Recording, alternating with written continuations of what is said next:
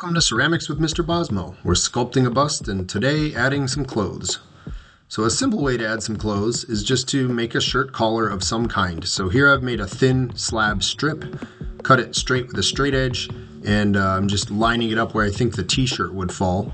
Of course, this is going to be very different depending on the clothing that you're wanting to add, but the key thing here is that you make some sort of a separation between the skin and the clothes. So here I'm blending that color down, and you can see I'm leaving the top edge not blended so that it looks separate.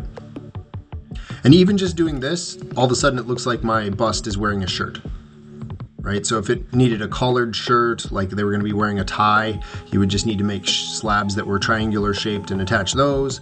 Or if they had a hoodie, you might have some larger, more flowing kind of rippled kind of slabs.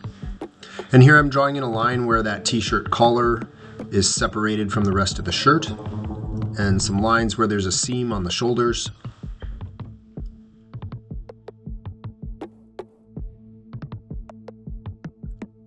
To add wrinkles to the cloth, you're just going to use coils.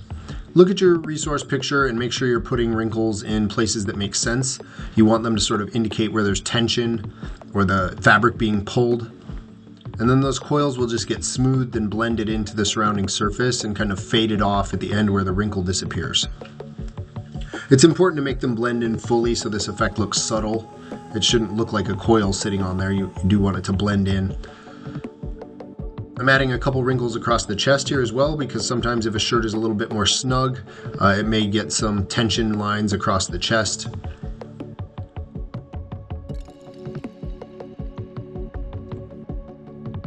Then being sure to fully blend in those coils up and down and side to side and have them kind of fade off on the ends, not have just like a blunt stop to them. A little bit of water and a brush can do a lot to blend that in and really make it feel like it's one with the surrounding material. And then sometimes those wrinkles, they're not just a single straight line, right? They're gonna ripple and curve and fold back on themselves. So here I've added a little bit to that bottom wrinkle.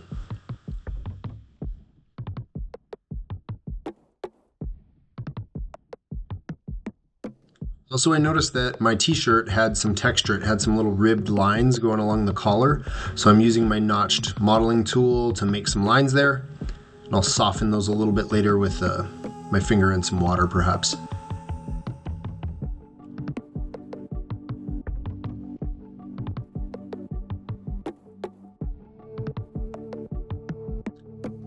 Started to lose my line a little bit after that, so I'm just drawing that line back in again.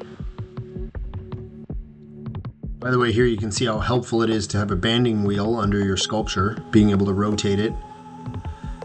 Now on the back of the clothing and the front of the clothing, which you won't see in this video, I've decided to take my notched modeling tool and just use that to even out the surface. So I'm just dragging up and down and left and right in sort of a randomized pattern, getting rid of some of my high and low spots. And then I'm softening that a little bit with my hand. So some of the texture is going to be left behind.